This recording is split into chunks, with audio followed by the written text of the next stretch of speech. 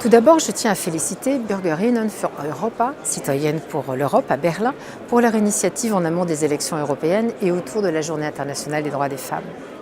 C'est avec un plaisir sincère que j'ai souhaité contribuer à cette réflexion sur l'action de l'Union pour les droits des femmes et l'égalité des genres.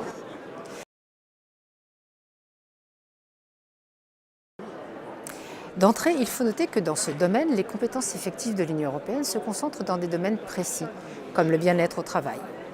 Son action se traduit ensuite par l'encouragement et l'appui à l'action des États membres dans le domaine de la prévention de la violence à l'égard des femmes et des filles, l'autonomisation des femmes rurales ou encore l'accès des femmes aux médias et aux technologies de l'information et des communications, par le biais de programmes financiers, pour citer quelques exemples.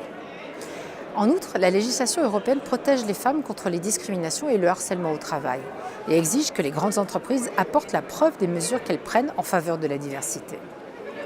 L'égalité homme-femme est l'une de ces valeurs essentielles et l'égalité de participation à la prise de décision est une des questions de justice, de respect, des droits fondamentaux et de bonne gouvernance.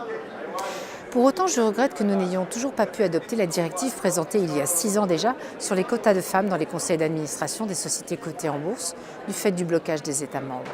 Rendez-vous compte, 65% des universitaires en Europe sont des femmes, mais elles ne sont que 6% à occuper des postes de direction. Il y a donc clairement quelque chose qui ne fonctionne pas. Nous devons contraindre les États membres à passer des mots aux actes dans ce domaine comme dans bien d'autres. Comme par exemple la ratification de la Convention d'Istanbul, qui est un texte international contraignant de lutte contre les violences faites aux femmes. Qu'attend-on?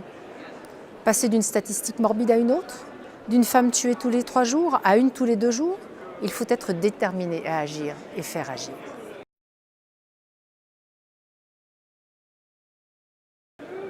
Je considère qu'il y a un combat politique fondamental. C'est l'amélioration en termes d'égalité salariale.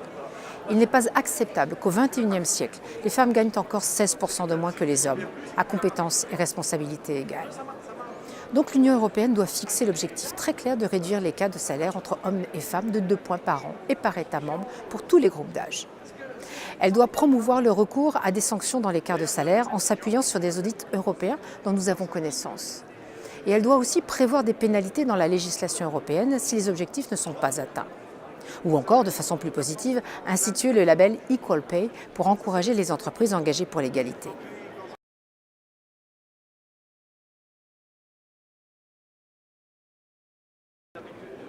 Ces élections sont importantes pour défendre un modèle européen qui fait progresser les droits. J'en veux pour preuve la question de l'équilibre vie professionnelle-vie familiale autour de l'examen de 2 propositions. Un congé paternité et un congé parental harmonisé au niveau européen.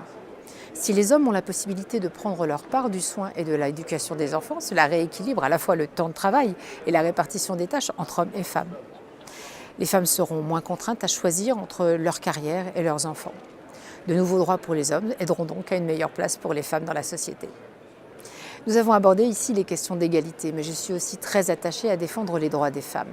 Or, dans l'Union européenne d'aujourd'hui, le droit à disposer de son corps, l'accès à la contraception et à l'IVG, quand ils existent, sont en recul dans plusieurs États membres. Là aussi, il faut faire preuve de beaucoup de détermination pour éviter les retours en arrière qui mettent en danger la santé des femmes.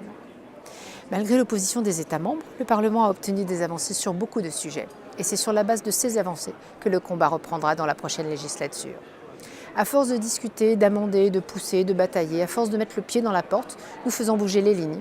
D'où l'importance de participer à ces élections pour soutenir des élus qui font entendre la voix de celles et ceux qui sont engagés en faveur des droits des femmes.